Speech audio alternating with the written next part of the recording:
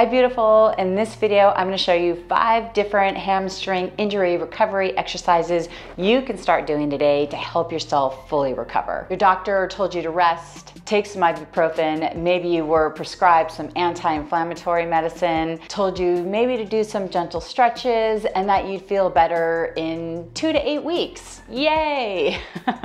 So what do you do in the meantime? You can start with these gentle stretches and exercises to begin your healing today. If you get value out of this video today, remember to like, share, and subscribe so you can see more content like this. So get your TheraBand or your towel or your belt and I'll meet you on the mat.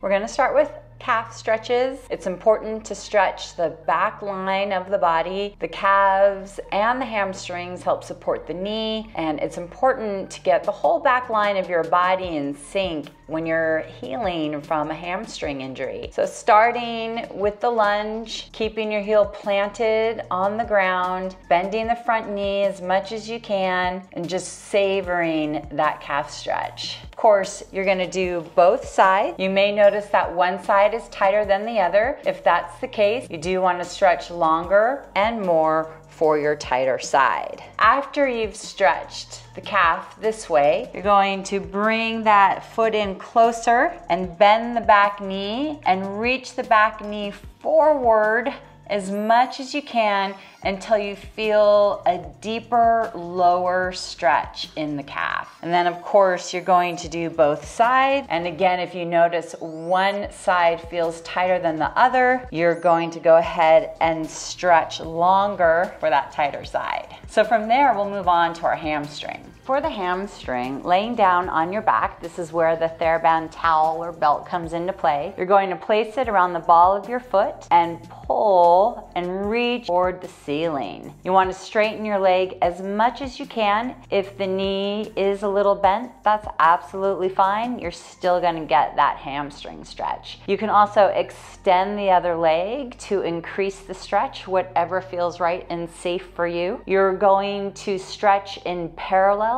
You're also going to turn in the leg and stretch in an internal rotation. And then when you're done with the internal rotation, you're going to turn out and stretch in the turned out position. And of course, you're going to do that for both sides, and you want to stretch longer for the side that feels tighter and the position that feels tighter. The reason that you want to stretch in all 3 positions is you actually have 3 hamstring muscles. So you want to make sure that you're addressing all of them when you're stretching out your hamstrings. After stretching out the hamstrings, you're going to move on to the knee slide. So you're going to be laying down on your back and you're going to dig your heel into the mat as you pull the knee in toward your chest, really focusing on using your hamstring to pull the knee in. You don't want to feel your hip flexors taking over. You really want to feel that pull coming right back from behind the leg, from behind the knee, getting really active in the hamstring. Slowly bringing that heel all the way toward your booty. Then once that heel is all the way in, then you can go ahead and release the leg back out and repeat, if you can, 5 to 10 times for each side.